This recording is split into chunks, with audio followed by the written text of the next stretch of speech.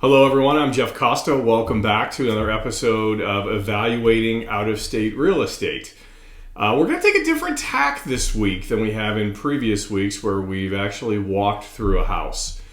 One of the things that one of my local real estate agents, shout out to Earl at Irish Jones in Buffalo, taught me early on was that he looks at properties through four different lenses. The neighborhood that the property is in, again, because you can't move a property, it is rooted, so you have to care about the neighborhood. The asset itself, in terms of condition, mechanicals, wear and tear.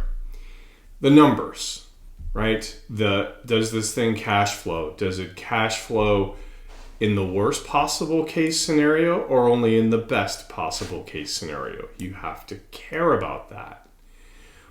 The fourth thing and fourth criteria that he uses, and I strongly agree with this, is functionality to tenants. So this is something I pay a lot of attention to almost implicitly when I'm looking at a property. You have to have empathy for the tenant that is going to occupy the building you are going to purchase. And what I mean by that is that this is somewhat of a second level criteria beyond, does this property cash flow, right? But I start with things like the square footage. And a lot of people will call this their buy box, which is a nifty way of saying criteria. But, most people have a certain size of floor plan that they want to give to a client. And one of the things that I look at when a new property pops up in the zip code that I'm looking at is the square footage. And it's interesting to note that Zillow actually puts that right here in the upper right corner. And that's not by accident, right? So that you have some idea what that square footage is going to be. Now this happens to be a duplex, which you can see here. So that means that of the almost 2,000 square feet, the 1,800 or so square feet, right? Only half of that is going to be available to a tenant. And you can look at the first picture of this duplex and kind of see the same thing. Now, I usually go for something that's 2,000 square feet or more, just because I like to give each tenant about 1,000 square feet or more to roam around in. People have stuff they need to store, pets. So to me, going smaller sometimes can yield a very cramped house, and I think it makes it a little more harder to rent. Don't get me wrong, it's a subjective thing. Some people like smaller spaces, right? And don't have a lot of stuff. But I generally like to err on the side of caution and accept about a minimum. But I think one thing to notice here, and we're going to jump into this property here just as an example, is even though we're looking at about an 800 square foot unit, it depends how they use the space, right? And if you look at some of these pictures, yes, it's small, but you can easily see that it's a pretty good use of space, right? Not a ton of it, right? You can kind of see that here. If I put a couch in this room and a TV on the wall, I'm gonna absorb the floor space. So it's usable, but I also feel like it's a little bit cramped. So this is, again, a subjective one for you, but I like to err on buying a bigger duplex. I think you can easily go the other way, right? And buy like a 3,000 square foot duplex, and you would probably command some premium rent for that, right? But you're going to pay more for it. So again, kind of put yourself in the tenant's shoes. You have an empty room here. Visually furnish it, right? Is it big enough to accommodate who you think is going to rent this unit? If it's a family, can a family fit comfortably in here? Or is this more for a single person? So we're going to continue on this vein, and I have a few examples prepared to show you utility and how I look at it. So we'll go ahead and close this tab. This is another house I was looking at that I thought was super interesting. It was a very nice house until I got to this room. And I realized a couple things. This room has been converted from a bedroom to an entertainment room. You can see the television and the couch over here, and what looks like, I guess you call it a pie door, right? Or even a doggy door. But you can definitely tell that there was actually a door here at some point to close this room off. Now here's the problem.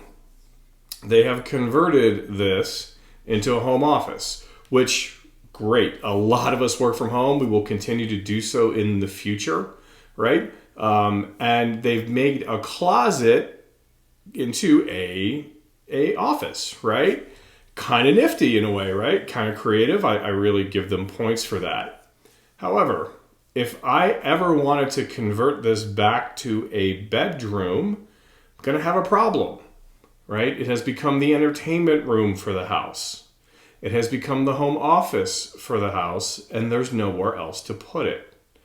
And I think you might even be able to see here a different view of it, right? A little closer up view, right? So I'm not saying this is a bad thing, but understand when someone changes something to the functionality that you would commonly expect in a house, right? This can be both a good and bad thing, right? This might actually be a selling point for this house, right? I've got a little nook, I can do my work. It's really not private, right? There's no door to close to wall it off from the rest of the house if the house gets loud. But if I wanted to reverse this, I've got to take out the shelves and the desk and everything that they've done and revert it back to a bedroom. So just be careful when you're looking at houses, right? Is this actually counting as a bedroom in the count? Because it's really not acting as one. It's acting as more of a living room. Next house.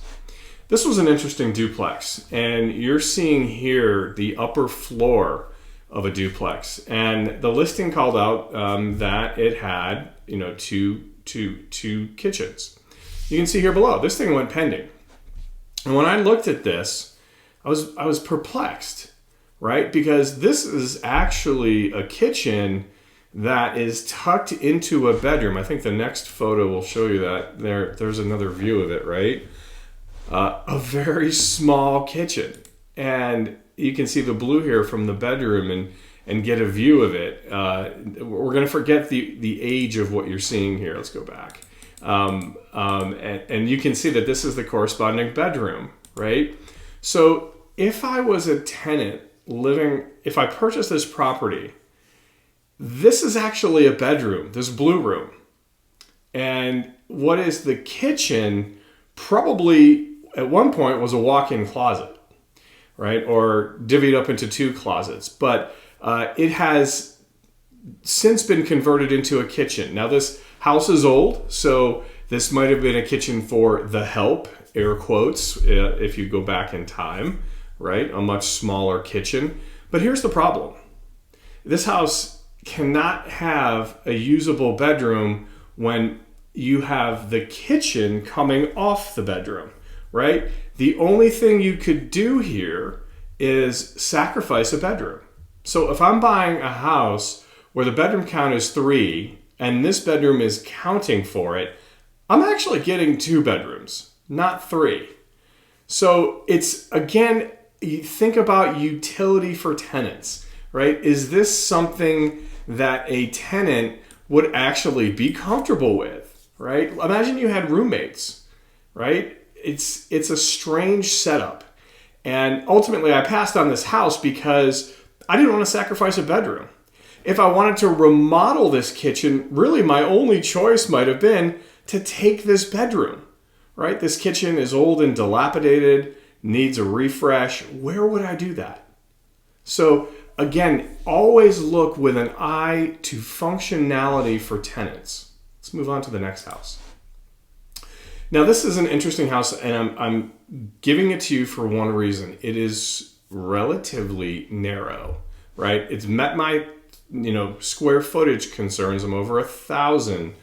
But one of the things that catches my eye sometimes is the narrowness of a house. Like you can see the neighboring houses are definitely much more squat and wider, right? So what that might mean for this house is that you're gonna have some narrow spaces. And let's kind of look at that and see if that's the case. It's just something to keep in mind. I don't think this is a perfect example of it, but if I get into the house, right, okay, the first thing that catches my eye is that this is an old boiler system. There's nothing wrong with those. Water circulated heat is very common in the Northeast, right? But essentially that means that I'm kind of losing a bit of this space. You'll often find radiators under windows. That's for a specific reason, right? But I would look at that and think, okay, what could I put in that space there? It narrows it, right? And here's the other way. So this might work. I might put a couch there and a TV here. That could work. The other thing that I wanted to call out is that when you buy homes that are older with radiant heat like this, you end up losing some square footage somewhere to the radiators. They make smaller footprint radiators today, but sometimes it interferes with the layout of a room and what you can actually do with it. This is, not really a cautionary tale here. The kitchen's a different story, but I can see the 1950s stove is still in place. But the point is that when you're buying a house that is relatively narrow, let's see if we can go through any other photos, right? You have to look at space, right? Can I use the space that's in here? Let's go to the next house. So this is another house that I was looking at, and you can see here it's kind of a duplex with, I believe it was a 2-1 and a 1-1, and the entrance to the 1-1 was right here. Now the first thing that jumped out to me is there's no grass here, right? So if I'm the guy who is renting this back unit, I've got to walk through dirt and most likely snow to get to my unit. So I would, as a homeowner, I would have put down some concrete here and built a walkway and perhaps put down some grass. The other thing that immediately jumps out is where's the end of the downspout? Right? That tells me that water is probably coming in right here. And great, that's another thing I might have to fix. We haven't even gotten into it yet. I'm not even going to touch the wrap of the house here that is somewhat bubbling up or the algae discoloration on the roof. But let's get into the unit. So this is in fact a very, very narrow 1-1. Now you have an updated floor here, fresh paint, and what appears to be new vinyl windows and lighting. Awesome, right? This is exactly the kind of home that someone would want to rent, updated, right? But when I look at this space, I quickly realize that this is the living space. And here it is looking the other direction. So in this space, have to be able to fit a bed, probably here, and a couch, and somewhere, and what storage for my stuff. I have one closet to help with that storage. And then I've got a kitchen here that has a stove and a sink, but I don't see a microwave. Let's get into it. And here's another look at that house, right? Super narrow. Another look, and you can see it's got baseboard heat, which will tell me that it probably does not have central air. And here's your new part. Again, we have a stove that's still wrapped from the store. I don't have a microwave. Where does that go? I have 2 shelves for storage. What can I really fit on there? Maybe some plates in this narrow space under the light, some cups, but not a whole lot, right? And I have a bathroom. Okay. I've got utility here, right? Sink, toilet. It's kind of narrow. I've got my stand-up shower. I could probably, if I'm not a huge guy, fit in there. And here's another look at the bathroom and a towel rack. This is definitely functional, right? Small, as I was expecting from a 1-1, but almost too small, right? I'm looking at this space going, again, with the empathy for the tenant, could they live here? Is there enough functionality here? Is there enough space here? And for some tenants, again, this is very subjective. There might be, but this is not, I think you would have perhaps a hard time renting this, right? You may not. I could be wrong. I've been wrong before, but I wouldn't spend my money to purchase this because I feel like the utility is low. Another thing that stood out here, right? Like, if microwaves are a common feature of any home today, why would you have put an exhaust cowling here instead of a microwave with a cowling to optimize the space? tells me that they weren't thinking really strongly about how the tenant would use the space, right? So I passed on this one, as you might expect, because I just felt it was more of a single room. It was almost surprising to see this done. This house, we'll go to another one. And I have to say, like, aside from what you see here in the kitchen in terms of different styles of things, there's nothing functionally wrong here, right? But the reason I'm calling this out in terms of functionality to tenants is because I see things like this and it's a signal of what the previous owner has or has not done, right? So I see some crazy old big cabinet pulls. That's just cosmetic, right? But what I do see is I see somewhere along the line, we replaced a dishwasher, right? And we have now stainless steel refrigerator and a dishwasher and a stove, right? And generally speaking, as a landlord, you let things fail. You don't, over improve a house, right? But you can kind of tell that at some point, something failed and was replaced. Interestingly too, like, we didn't go uniform on the cabinetry. So this looks like perhaps some butcher block that was installed here when the actual dishwasher went in. And then you've got some laminate that is left over here, right? And then I've got yet a third type right here of it looks like a wood cabinet. And I think this is just super interesting. And if you look here, there's a missing door, right? So what I'm seeing is a Franken kitchen, right? It doesn't mean as a landlord, you are on the hook to go make everything uniform and look clean and all of that, right? But it does help in terms of how if you're targeting a certain class of tenant, how you're presenting this kitchen. Is it cobbled together or is it nice and uniform, right? And I assume that this owner has just repaired things as they've, gone along, right? But the ultimate end product is very much disjointed, right? And when I'm trying to show this unit to rent it, it's definitely visible. Again, all of this is subjective, right?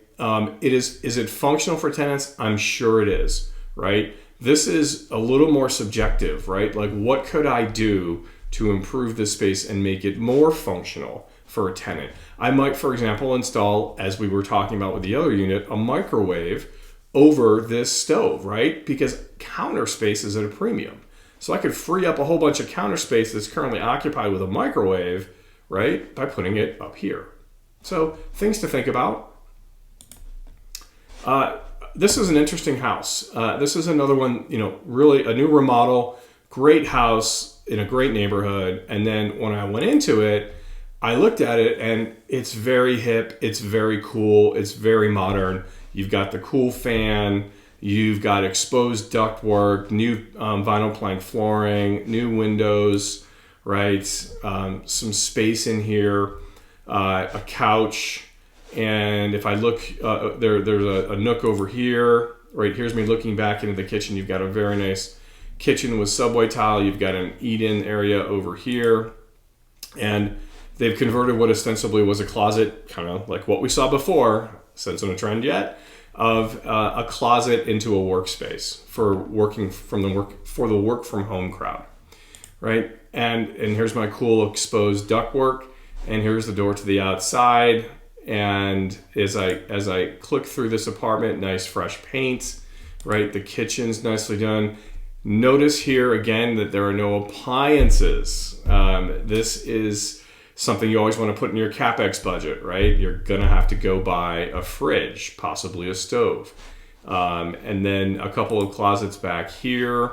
Again, interestingly, they've chosen the old black style. I'm sure these were probably obtained cheaply. They kind of go with the black-white motif they had. But today there's almost no excuse not to go with stainless, especially when you're actually trying to sell a home that has been renovated, right? Why go with something that is largely a decade out of date, right? So that's an odd design choice, but they probably got a deal on all of that from somewhere. And then I've got, one back bedroom here. Again, I look for utility. This is a small space, right? And then I look over here. This is the door to get into it from that kitchen area. How do I open these doors, right? This, for those who grew up in the 70s, this is kind of a Laverne and Shirley door where you open them and they're going to collide with each other. I'm not sure why they did this, but that means I can't have both doors open at the same time. Odd design choice, right, for a tenant. The bathroom's nice, reasonably good sized, good tiled, right? Not a lot of storage space though. So where do I store anything that doesn't fit on the actual sink, right? I don't have that space. Again, functionality to tenants, right? Here's another view of the bedroom, of the upstairs unit. And then here is looking down on it. And then they do have this sort of exposed cool bedroom on the third floor, except I'm not sure who would actually live in this, because because it's not closed off. Again, you're going to hear noise from the downstairs. Now, if you're single living alone, not a problem, right? But there's no privacy to this bedroom, which I thought was just very, very strange. So that's this house. Again, a lot of this is subjective. And we're going to close on this one. So this was a single family home I was looking at, and I noticed it called out that it had, a freestanding 2-car garage. I'm like, great. That's, something you really want for tenants. And then I look at the pictures and forgetting the condition, setting aside the condition of the garage for a moment, I see a walkway to the actual garage, but I don't see a driveway. And adjacent, almost next to the garage, is the side of the neighbor's house. So I'm sitting here almost perplexed. This is looking in the backyard. Like, what is going on here, right? This is the back, looking at the back of the house. The street's right here. And what I discovered is the driveway is in fact there, but there's no good pictures of it. And that's not by accident, right? The driveway, if you can kind of see it here, ends right here, becomes grass, and then goes to the garage, right? Driveway, grass, I don't know what this is, perhaps a covered tree stump, and garage, which means even though this was touted as a 2-car garage, it is not usable as a 2-car garage, right? And it wasn't highlighted well in the photos. The only photo that actually showed me this was when my real estate agent and I got on site, and we're like, what's going on here, right? So the only thing anyone can do is use this plank walkway to go to the garage to store something. There's utility in that, but it is not a 2-car garage. So again, when you're looking at homes, always be thinking, what's the neighborhood like? What's the asset itself like? What are the numbers of that asset like? And what is the functionality to tenants? Now, I picked on a few houses today. I'm sure you've got your own from your own experiences. I'm sure you'll find that some of mine were probably subjective. It could go either way, right? But I just kind of want to give you some clues of things that I pick up on when I'm looking at houses, right? And, are there any weird angles that make the space unusable, or, oddball things like a garage that really isn't a garage?